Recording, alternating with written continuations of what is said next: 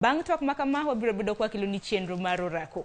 Kok manya kwa Ramogi Juango dishi manyoro romo mar jotend migepe. Ahinya ng'eni nyalo bedo kipenjo ni jotend migepe mage.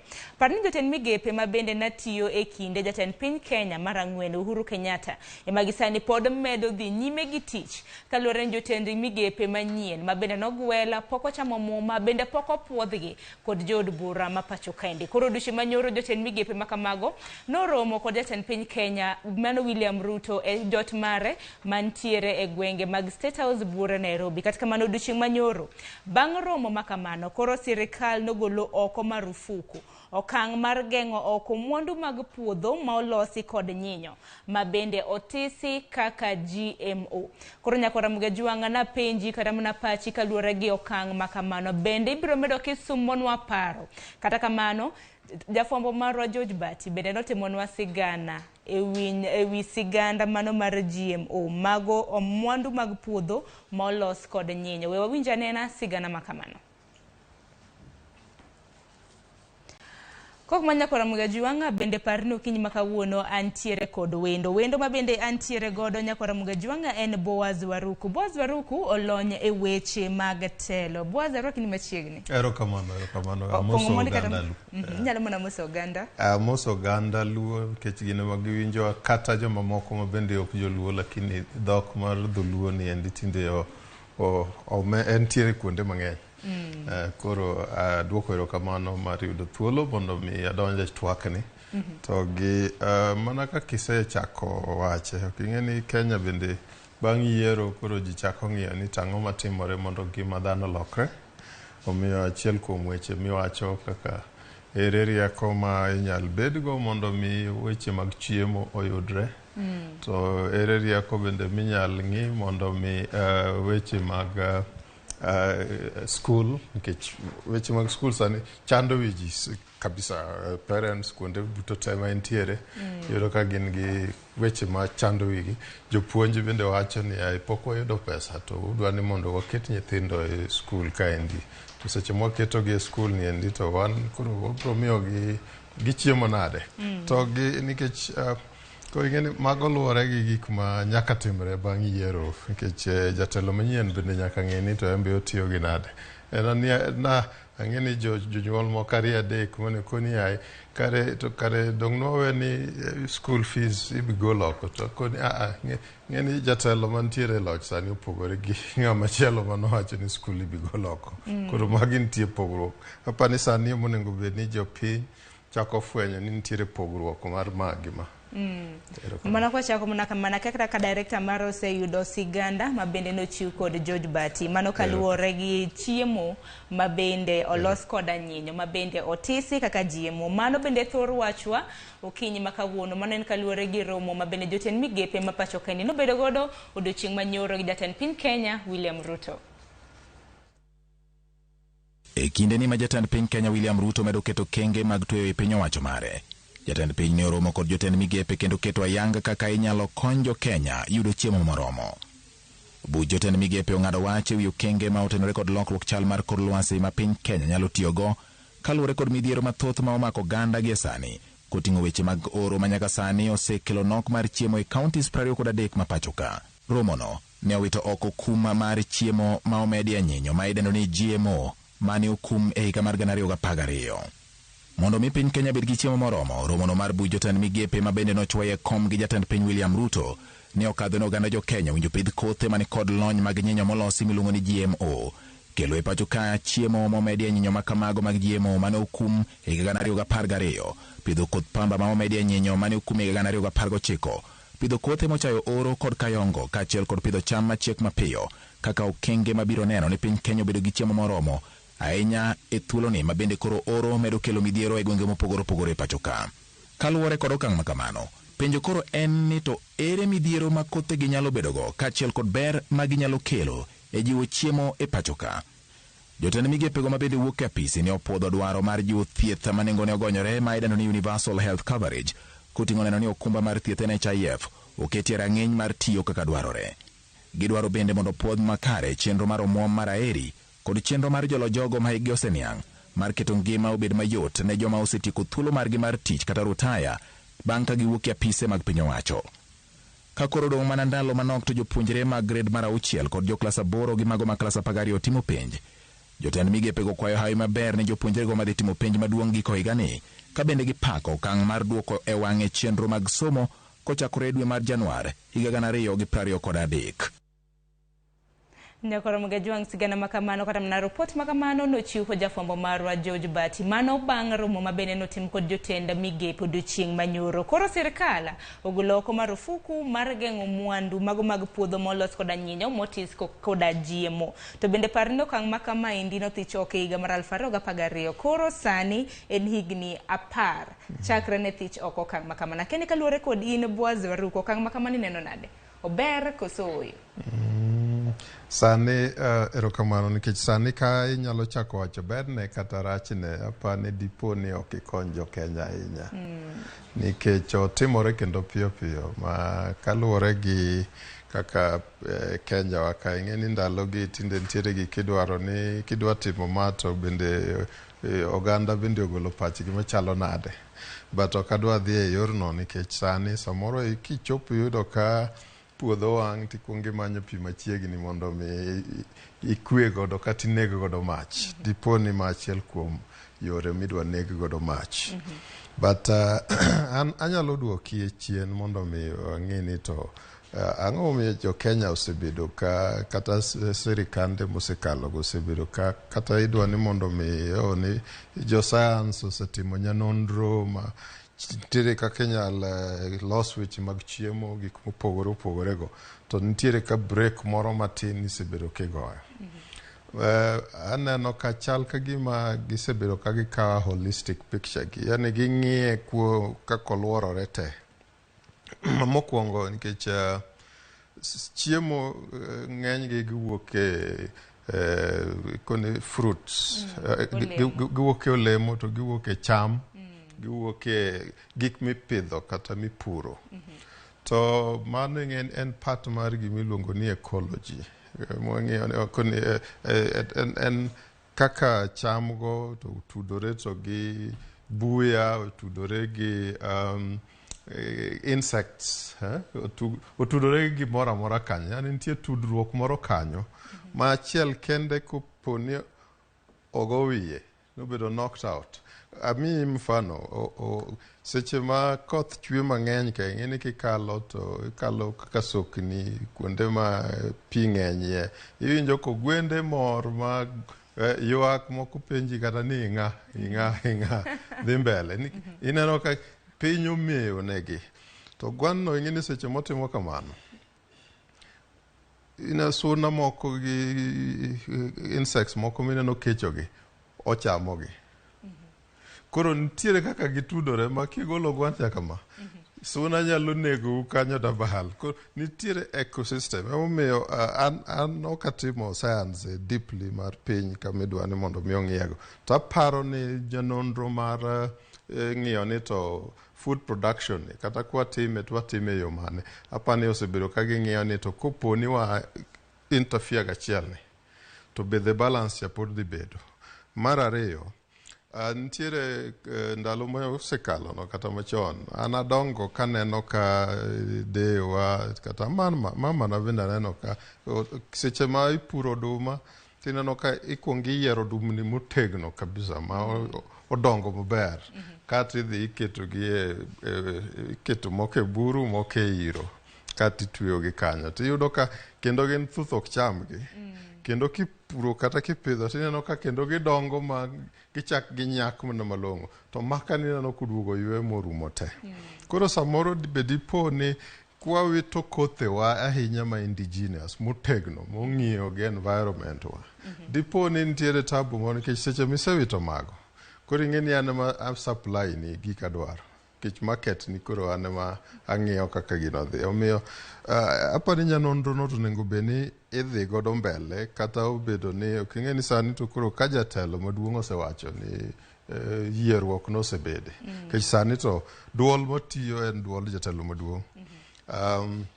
Acha ni en duol jatelo maduong' nikech kichak ing'iyo kata kaka ne wach mar cabinet ne be kokoloso mano pod dhi mbele, but duonde ema sani pod tiyo kech en mane jopiny koro gik manotimorego koro jopiny wacho nosemie lwedo mondo mi odhi omiyo apani ka duond piny mar duond jatelo maduong' nosewacho niya we wang'iurane kaka wayudo wach chiemo ni haraka mano biro bedo maber. Anto da pacha da kuonga ringa ng'iyo mani to galana kulalu moko mano waketo mang'eny kama nodwa pidhe chiemo mang'eny ka dipo ni pacha doringo ni to ang'o mamonowa mondo mi waring watim mago haraka nikech kuondego inyalo yudo ka chiemo wuokie maber kato Kenya ka Kenya ing'eni en kuonde minyal pidhie cham ng'eny zaidi nikech Kenya kikawo borders ne te en 588,000 square kilometer. Can you want to kura loko nango gi dholuo 588,000 square kilometers. Matiende ni olach kato kuonde mapoko pur mapoko keti mondo mi olosie chiemo ng'eny ma nikech kuonde mineno ka koro ni wapuro ni wamanya ni wakete chiemo ok chop kata na atamalo 15. To kata mana Boaz ka kuonde kata mana mag pith mipidhe chiemo ng'eny chiwo ranyisi mar galana kulal mano irrigation scheme mag pidho kata mana cham kata mana chiemo mopogore bende par ni jiemo ni kata mana kaduogo oduogo ka bende wacho ni kodhi mago mag jiemo gin iluongo gi dho ngere ni drought resistant gin ginyalo dongo ponono ni kor lwasi rach kata apani mana bende ma piny owacho temo mar kelo kama nikech nyaka sani neno gwenge 23 oro okwako. Ero kamano iwinjo ka koni gini seche moko ma kako biro nikech ng'ende bende biro ka paro mane bende jo Kenya ng'iyo ni en ang'o mwadhi kawo machiegni but all the time iyudo ka jatelo nyaka kawo an initiative nyaka go step moro mbele ong'ini gini koni we achak gima samoro dipo ni kare nitie gimoro mane ok aneno koro nitiere details nikech en ng'ama kata na research gi duto ikawo ikete mbele ne okinyi koro ong'e mano to kanya makoni seche mwago step kwadhi mbele no to nyanonro ma oumo gini te mana kaka wacho ni nitiere kuonde mag arid and semi-arid areas, asol areas ng'enye Kenya ka koni kuondego weche mar niere kaka wanyalo keto pi kuondego ere kaka wanyalo miyo kata na miyo mar lo mbolea the natural